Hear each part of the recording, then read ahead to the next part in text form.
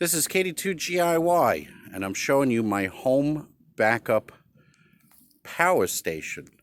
So this is a Renogy 100-watt solar panel, and I got it going from the solar panel inside the house.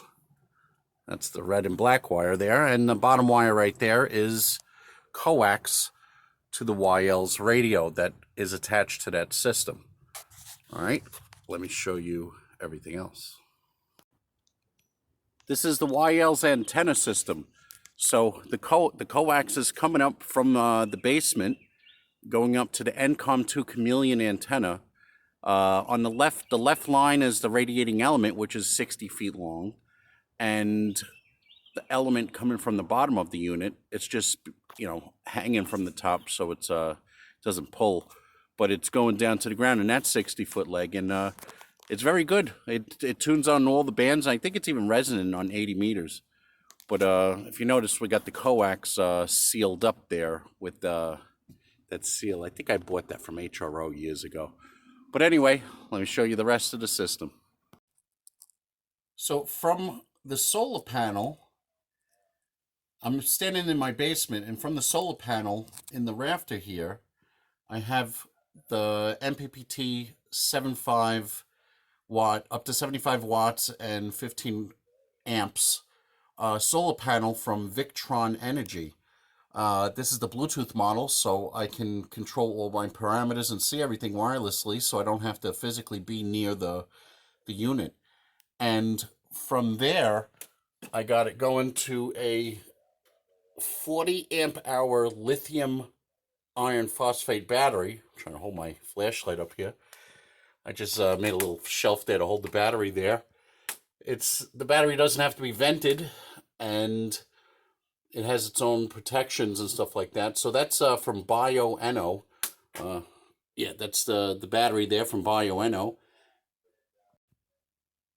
And from the Bioenno, I have it going to this MFJ RFI line filter. I'm not sure if it works. I got this for a really good deal from a buddy. I'm sure you can see the ground lug there. I have it going to a copper pipe here, just to be on the safe side. But from the right leg of the black and red wire, I have some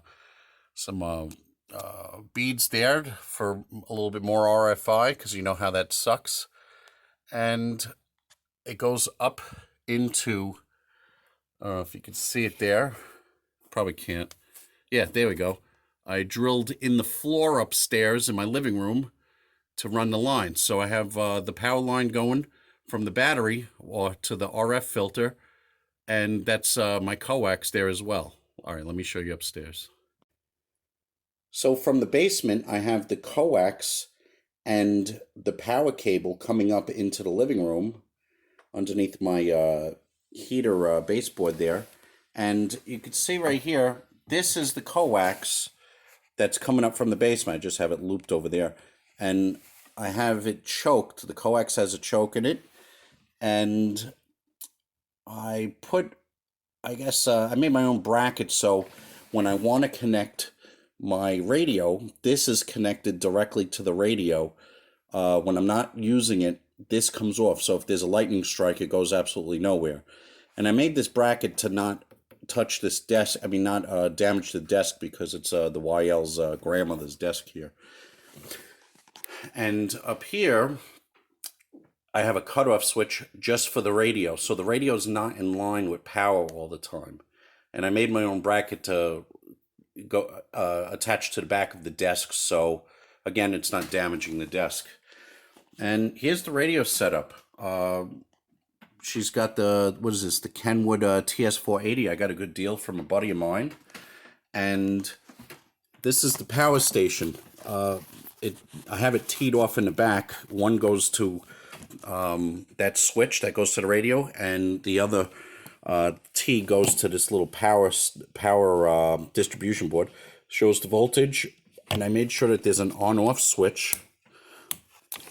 This goes to USB, so I could charge laptops, anything like that, cell phones. And this is this light right here. Let's see if I can turn it on. There you go. So I have a light that's completely off the grid. Everything on this desk is completely off the grid and running off of that, what's it called? That battery that's in the rafter downstairs. So let's show you the back of the desk here. I know it's going to look like a rat's nest. So let me see if we can get a better light. So I don't know if you can see it. There's fuses everywhere because you got to have everything fused. So it's coming up. It's coming up from here. Here's the T.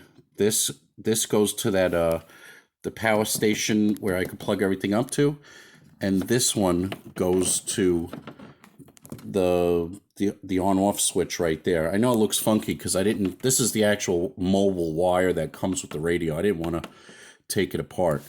So that's it. I'll show some pictures of the setup, the different things that I have in the setup, and I'll try to post a link to where you can get all these items. You know, Jeff Bezos, you know how it goes.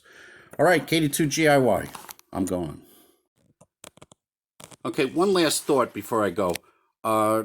So when I bought the Bioenno battery, the 40 amp hour battery that I have there, I contacted them and I told them I got this charge controller from Victron, and I needed to know the exact parameters to program this so it could charge this properly, not overcharge it, and not, you know, over voltage or under voltage, all that jazz. So the gentleman from Bioenno got back to me and gave me everything I needed so I could program this properly so I don't damage my system. And this is pretty much it. So it goes from the solar panel to the charge controller to the battery. You don't need this if you're not going to put a ham radio in line. The RFI filter from MFJ, I'm not even sure if they make that anymore. And all the way up to the T, and it splits off to the radio and that little power distribution, you know, thing that I got. So that's it. I hope you guys enjoyed the video. 7-3.